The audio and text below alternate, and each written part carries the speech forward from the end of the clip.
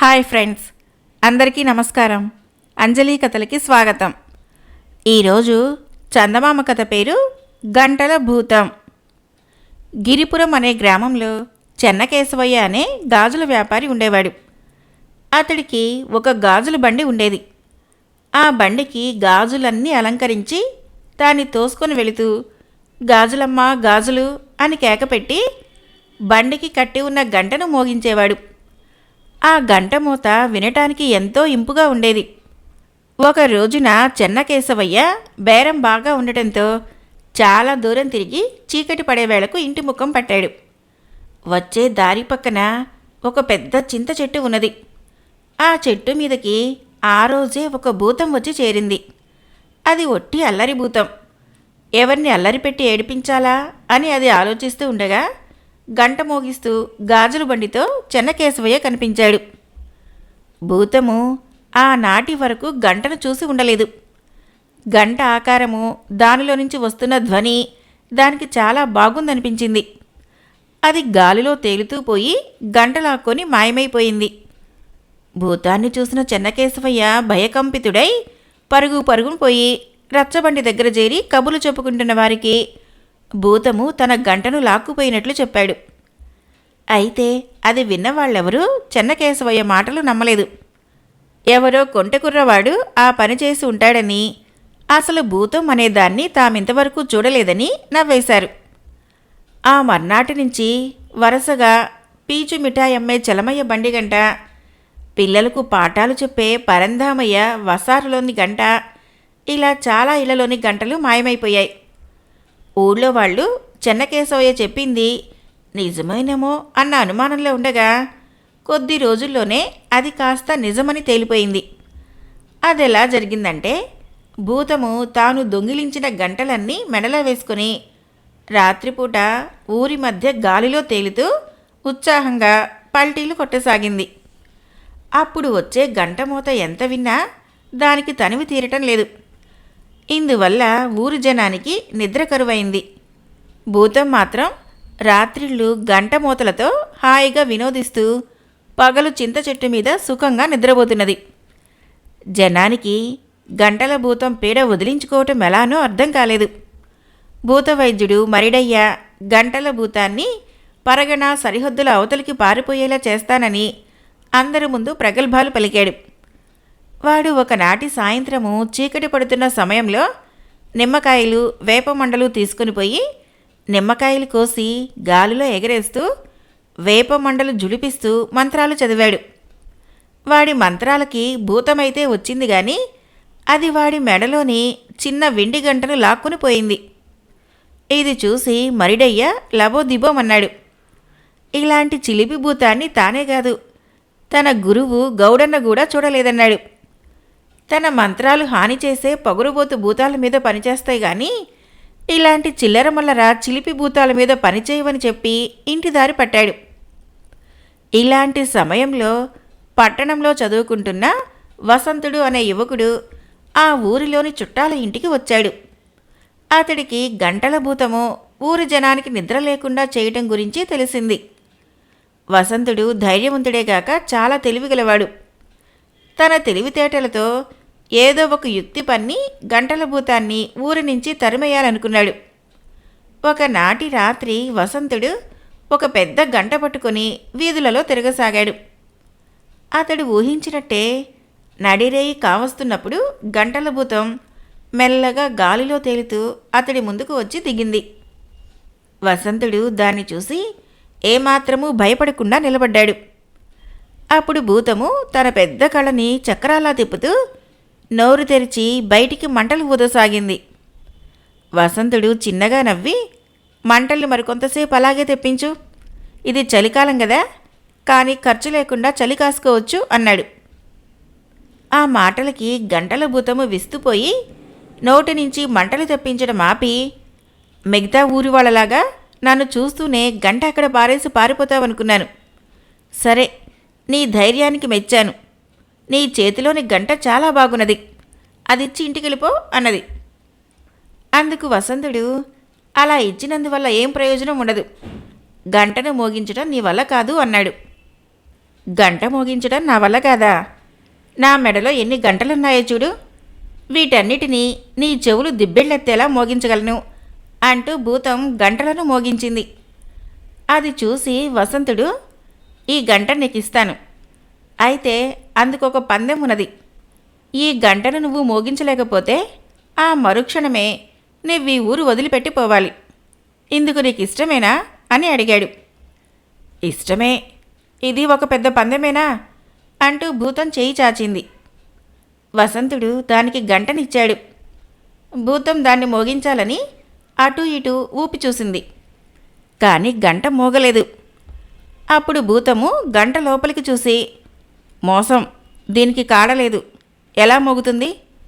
పోనీ నువ్వు మోగించి చూపించు, పందెం ప్రకారం ఈ ఊరు వదిలిపోతాను అన్నది. వసంతుడు గంట అందుకొని దాన్ని ఊపాడు. గంట గణగణామంటూ పెద్దగా మోగింది. అది విని భూతము బిక్కముఖం పెట్టి, చూడబోతే నువ్వు గొప్ప మంత్రగాడిలా ఉన్నావు, పందెంలో నువ్వే గెలిచావు, అన్నమాట ప్రకారము ఇప్పుడే ఈ ఊరు వదిలి వెళ్ళిపోతున్నాను అంటూ గాలిలోకి లేచి ఊరొదిలి ఎక్కడికో పారిపోయింది. వసంతుడు చిన్నగా నవ్వుకుంటూ బయటికి కనిపించకుండా చొక్కా కింద ముంజేతికి కట్టుకున్న చిన్న గంటను ఊడదీశాడు. చేయి కదిలించినప్పుడు భూతానికి వినిపించింది ఆ గంట చప్పుడే. అయినా భూతము ఆ సంగతి గ్రహించలేకపోయింది. కథ అయిపోయింది. ఫ్రెండ్స్, మరొక కథ చెప్పుకుందాం. ఈ బేతాళ కథ పేరు సూరసేనుడి కథ. పట్టు వదలని విక్రమార్కుడు చెట్టు వద్దకు తిరిగి వెళ్ళి చెట్టుపై నుంచి శవాన్ని దించి భుజాన వేసుకుని ఎప్పటిలాగే మౌనంగా శ్మశానం కేసి నడవసాగాడు. అప్పుడు శవంలోని బేతాళుడు, రాజా, ఇంత అర్ధరాత్రి వేళ భయంకరమైన వాతావరణంలో ఇతరుల కోసం నువ్వు పడుతున్న శ్రమ మరొకరికి సాధ్యమయ్యేది కాదు.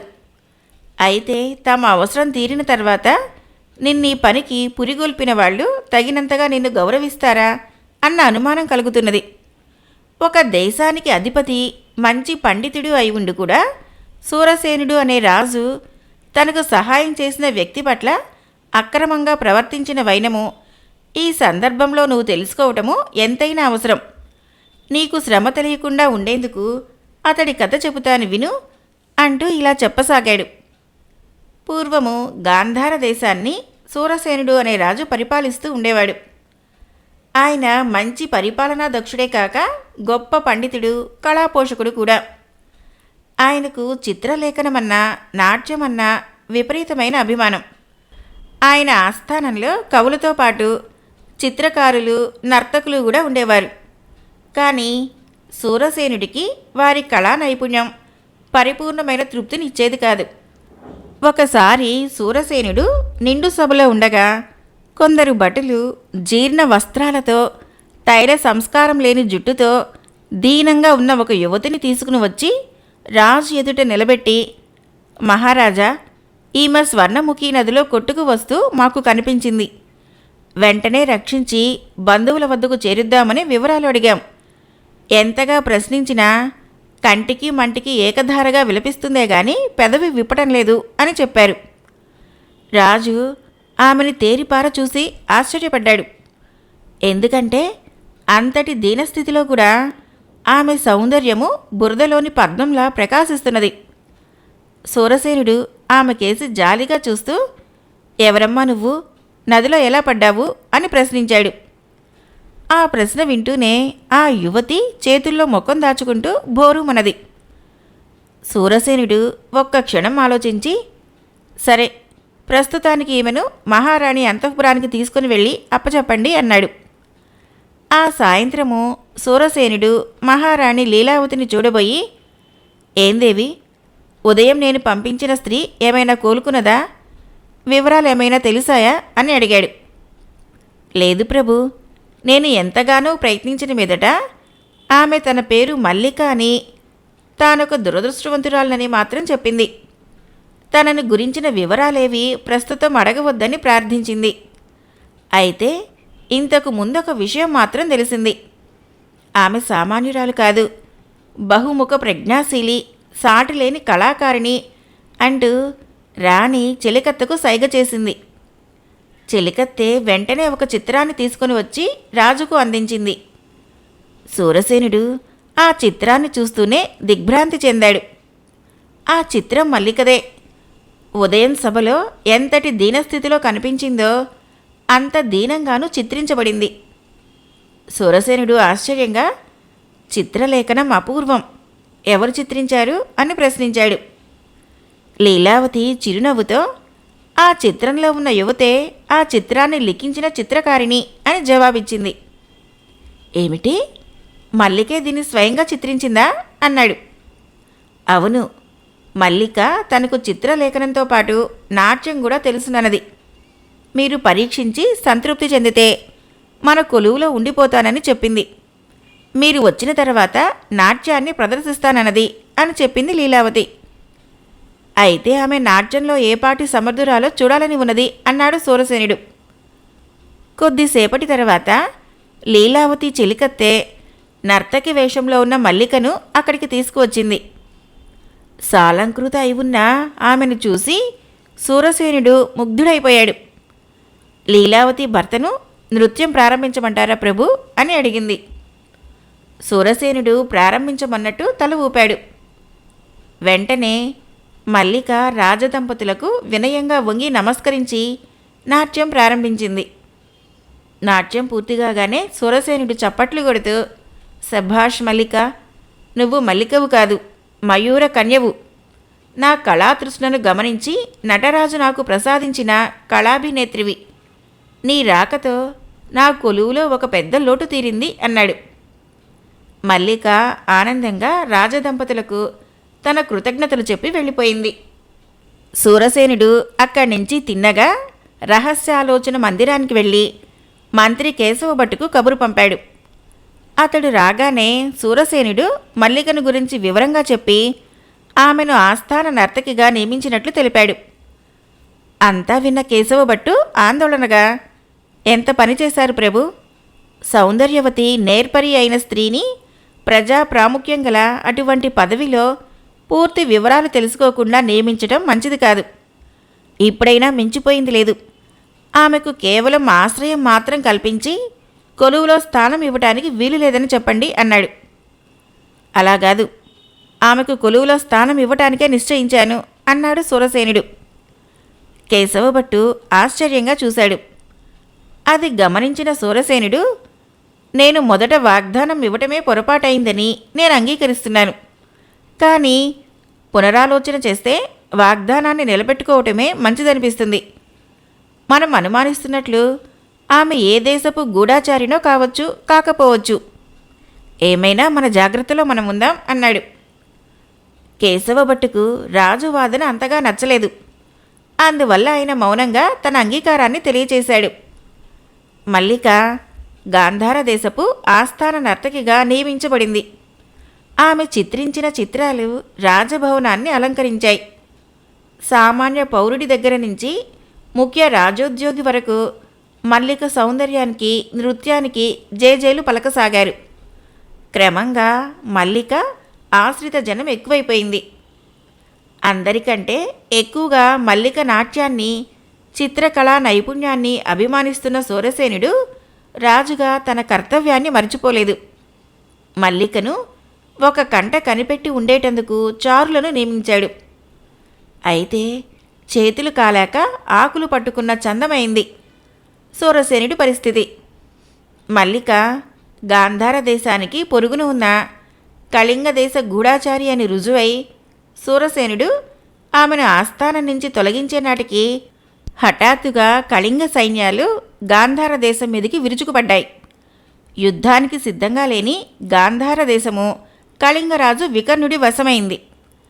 రాణి లీలావతిని ఆమె చెలికత్తెలు కొందరు సైనికులు కలిసి రాజభవనం నుంచి ఉన్న రహస్య మార్గం గుండా తీసుకుపోయి కొన్ని రోజుల తర్వాత ఆమె తండ్రిగారైన చంపకరాజు వద్దకు చేర్చారు. ఓడిన సైన్యం నుంచి వేరుపడి సరిహద్దుల కావల ఉన్న భిల్లరాజు సాయం కోసం వెళుతున్న సూరసేనుడికి కాలి బాట పక్కన ఒక జ్యోతిష్కుడు కనిపించాడు. అతడి చుట్టూ చాలామంది మూగి ఉన్నారు. సూరసేనుడు కూడా అప్రయత్నంగానే అటు వెళ్ళి జోసెగాడికి తన చెయ్యి చూపించాడు. జోస్యగాడు ఆయన చెయ్యి చూస్తూనే, ఆహా, మహారాజ యోగం గల చెయ్యి. తప్పు చేశానని బాధపడుతున్నావు, కానీ దురదృష్టమే అదృష్టమైతుంది. నీకు అంతా శుభమే జరుగుతుంది అన్నాడు. అప్పటి వరకు పొరపాటు చేసి రాజ్యం పోగొట్టుకున్నానని బాధపడుతున్న సూరసేనుడికి జోస్యగాడి మాటలు నూతనోత్సాహాన్ని, ఆత్మవిశ్వాసాన్ని కలిగించాయి. ఆయన అక్కడి నుంచి వెళ్ళబోతూ ఉండగా జోస్యగాడు ఒక రైతు యువకుడి చెయ్యి చూస్తూ, ఆహా, చక్రవర్తులనే మించిన హస్తం. ఇప్పుడు పేదరికంలో ఉన్నావని బాధపడుతున్నావు కానీ త్వరలోనే ఇంద్రభోగాలు అనుభవిస్తావు అన్నాడు. ఆ మాటలు విని సూరసేనుడు నవ్వుకొని భిల్లరాజున్న ప్రాంతం కేసి ప్రయాణం సాగించాడు. ఆ తర్వాత కొద్ది రోజులకు సూరసేనుడు మామ అయిన చంపకరాజు కళింగ దేశం మీదకి భిల్లరాజు సహాయంతో సూరసేనుడు తన దేశాన్ని ఆక్రమించిన వికర్ణుడి మీదకి దండెత్తిపోయి 2 దేశాలని ఆక్రమించుకున్నాడు.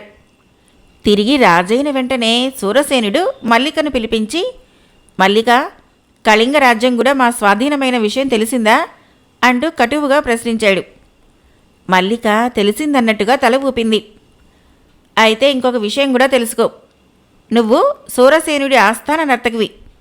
కేవలం నర్తకివి మాత్రమే, అర్థమైందా అని అడిగాడు. ఎలాంటి శిక్ష పడుతుందో అని భయపడుతున్న మల్లిక సూరసేనుడికి కృతజ్ఞతాపూర్వకంగా నమస్కరించి అక్కడి నుంచి వెళ్ళిపోయింది.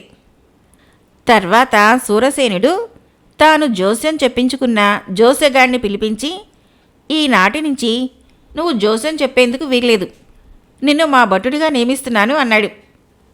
అంతేకాక దేశంలో ఎవ్వరూ చిలక జోస్యము, హస్త సాముద్రికము వంటి వాటిని వృత్తులుగా స్వీకరించరాదని, వాటిని శాస్త్రాలుగా మాత్రమే పరిగణించాలని శాసనం చేశాడు.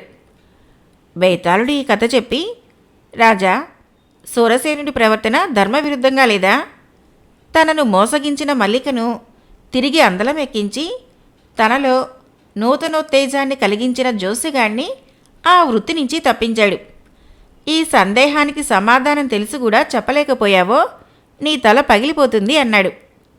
దానికి విక్రమార్కుడు, సూరసేనుడి ప్రవర్తనలో ధర్మవిరుద్ధమైందేమీ లేదు. జోస్యగాడికి శాస్త్ర పరిజ్ఞానం ఏమీ లేదని అతడు రైతు యువకుడికి చెప్పిన మాటల ద్వారా ఆయన గ్రహించాడు. అటువంటి వాళ్ళు చెప్పే జోస్యము ప్రజల మానసిక స్థితికి హాని కలిగిస్తుంది. ఇలాంటి ప్రమాదాల్ని అరికట్టేందుకే రాజు జ్యోతిష శాస్త్రాన్ని బాట పక్కన పరవటాన్ని నిరోధించాడు. జోస్యగాడు నిర్భాగ్యుడు కాకుండా వాడికి తన కొలువులో ఉద్యోగం ఇచ్చాడు. ఇక మల్లిక సంగతి. వ్యక్తిగా ఆమె అపూర్వ కళాకారిణి, రాజు కళాప్రియుడు. మల్లికను గూఢచారిణిగా ఉపయోగించుకున్న రాజు సింహాసనాన్ని కోల్పోయాడు. అంటే ఇప్పుడు మల్లిక వీరుడు చేతిలో లేని ఆయుధం. అది తళతళ మెరవగలదే గాని తనంతట తాను ఎవరి శిరస్సును ఖండించలేదు. అందువలనే సూరసేనుడు ఆమెకున్న కళా ప్రావీణ్యాన్ని తన దేశానికి స్వంతం చేసుకుని మంచి విజ్ఞత చూపించాడు అన్నాడు. రాజుకు ఈ విధంగా మౌనభంగం కలగగానే బేతాళుడు శవంతో సహా మాయమై తిరిగి చిట్టెక్కాడు. మరొక చిన్న కథ. కథ పేరు చిలుక మౌనం. మంచి న్యాయ నిర్ణేత అయిన రాజొకడు న్యాయ విచారణ చేసేటప్పుడు మాటలు నేర్చిన దేవతా చిలుక ఒకటి ఎక్కడి నుంచో వచ్చి తీర్పు అయిపోయిన తర్వాత శభాష్ అని అరుస్తూ సభలో నుంచి ఎగిరి వెళ్ళిపోయేది. ఆ రాజ్యంలోనే ఉండే మోసగాడికొకడికి చిల్లర మోసాల మీద విసుగు పుట్టి ఏవైనా పెద్దవి 2-3 మోసాలు చేసి మిగిలిన జీవితమంతా సుఖంగా గడపాలనుకున్నాడు. మొదటగా వాడు ఒక పెద్ద సముద్ర వ్యాపారి ఇంట చేరి చిత్తశుద్ధిగా పనిచేస్తున్నట్లు నటించి త్వరలోనే ఆయన నమ్మకాన్ని సంపాదించాడు. ఒకనాడు వాడు వర్తకుడితో, అయ్యగారు, రేవులోకి సుగంధ ద్రవ్యాల ఓడ ఒకటి రేపు వస్తున్నది. కొంత డబ్బు ఇప్పించారంటే మనకు ఎక్కువ లాభం కలిగేలా సరుకు కొనుగోలు చేస్తాను అన్నాడు. ఒరే, వాటి మీద అట్టే లాభాలు రావటం లేదురా అంటూ వ్యాపారి నవ్వాడు. ఆ విషయాన్ని తేలిగ్గా తీసి పారేశాడు. కానీ మోసగాడు ఆయన్ని ప్రాధేయపడి ఒప్పించి కొందరు నాటకాల రాయుళ్లకు వ్యాపారుల్లా వేషాలు వేసి రేవు వద్దకు ముందుగా పంపాడు. ఓడ రాగానే వాళ్ళు విదేశీ వ్యాపారుల్ని కలుసుకొని ఆ ఏడు సుగంధ ద్రవ్యాలకి గిరాకీ పడిపోయిందని నమ్మించారు. వెనకగా వచ్చిన మోసగాడు ఆ సరుకునంతా తక్కువ ధరకు కొనేసి యజమాని అయిన వ్యాపారికి 10 రెట్లు లాభం చూపించాడు. కొన్నాళ్ల తర్వాత వ్యాపారి మోసగాడిని పిలిచి, ఒరే, ముత్యాల వర్తకులున్న ఓడ ఒకటి రాత్రి రేవుకు చేరుకుంటున్నది, మునుపటిలాగే సరుకు చవగ్గా పట్టుకొనిరా అంటూ వాడికి హెచ్చు మొత్తంలో డబ్బిచ్చాడు. మోసగాడు ఇదే అదను అనుకొని ఆ రాత్రికి రాత్రే డబ్బుతో సహా పారిపోయాడు. మరొక ఊరు చేరిన మోసగాడు ఈసారి సంపన్నుడైన ఒక కవి ఇంట చేరాడు. ఒకనాడు వాడు మాటల మధ్యలో, మహాకవులైన మీ ప్రతిభకు రావలసినంత గుర్తింపు రాలేదు అంటూ లేని విచారం నటించి, మీ పేరు రాజాస్థానంలో మారుమ్రోగటానికి దివ్యమైన ఒక మార్గం ఉన్నది అన్నాడు. ఏమిటది అని అడిగాడు కవి ఆశగా. మీరు కొంత ఖర్చుకు వెనకాడకపోతే మీకు ఘనంగా సన్మానం చేయించి రాజ్యమంతటా మీ కీర్తి వ్యాపించేలా చేస్తాను అన్నాడు మోసగాడు. కవి వాడికి పుష్కలంగా డబ్బులిచ్చాడు. మోసగాడు ఆ డబ్బుతో పాటు అమాయకులైన మరికొందరి దగ్గర చందాలంటూ డబ్బు వసూలు చేసి పారిపోయి రాజధాని చేరుకున్నాడు. ఈసారి వాడు రాజుగారి ఆస్థానంలో పెద్ద ఉద్యోగంలో చేరాలని ఉబలాటపడే ధనికుడైన ఒక యువకుడి ప్రాపకం సంపాదించి మాటల ధోరణిలో, మీరు కాలాన్ని ఎందుకు ఇలా వృధా చేస్తున్నారో నాకు అర్థం కావటం లేదు, మీరు రాజుగారి కొలువులో ఉండవలసిన వారు అన్నాడు. ఏం చేయమంటారు, రాజాస్థానంలో పలుకుబడి గలవారెవరిని నేనెరుగనే అన్నాడు యువకుడు విచారంగా. మీరు కొంత సొమ్ము ఖర్చు చేసేటట్టుంటే నా పలుకుబడి ఉపయోగించగలను అంటూ యువకుడి దగ్గర పెద్ద మొత్తంలో డబ్బు తీసుకొని పారిపోతూ వాడు అనుకోకుండా రాజుభటులకు దొరికిపోయాడు. రాజు విచారించి మోసగాడికి కఠిన కారాగార వాస శిక్ష విధించాడు. సభలో ఉన్న వాళ్ళందరూ హర్షధ్వానాలు చేశారు. కానీ అక్కడ ఉన్న చిలుక మాత్రము మౌనం దాల్చింది. అది చూసి రాజు కొంతసేపు తీవ్రంగా ఆలోచించి ఫిర్యాదు చేసిన ముగ్గురికి తేలికపాటి శిక్ష విధిస్తున్నట్లు ప్రకటించాడు. చిలుక శభాష్ అంటూ ఎగిరి వెళ్ళిపోయింది. మహారాజా, ఇది అన్యాయం, మోసం చేసింది వాడు, మోసపోయిన వాళ్ళం మేము అన్నారు వర్తకుడు, కవి, ధనిక యువకుడు ఒకేసారి. రాజు వ్యాపారి కేసు చూస్తూ, సుగంధ ద్రవ్యాల మీద మొదటి వచ్చిన లాభం అన్యాయమని తెలిసి మళ్ళీ దురాశకు పోవటం నీ తప్పు అన్నాడు. ఆ తర్వాత కవితో, నీ స్థాయికి మించిన పేరు రావాలనే కీర్తిదాహంతో ప్రవర్తించడం నీ తప్పు అన్నాడు. రాజు ధనిక యువకుడికేసి తీవ్రంగా చూస్తూ, అర్హత లేకపోయినా లంచమిచ్చి కొలువు సంపాదించాలని నువ్వు తప్పుదారి తొక్కావు అన్నాడు. ముగ్గురు సిగ్గుతో తలలు వంచుకున్నారు. ఏ బలహీనతలు లేని వాళ్లను ఏ మోసగాళ్లు ఏమీ చేయలేరని అప్పటికి వాళ్ళకి అర్థం కాలేదు. కథ అయిపోయింది. ఫ్రెండ్స్, నా కథలు నచ్చినట్లయితే మన ఛానల్ని తప్పకుండా సబ్స్క్రైబ్ చేయండి, లైక్ చేయండి, షేర్ చేయండి, కామెంట్ చేయండి. Thank you.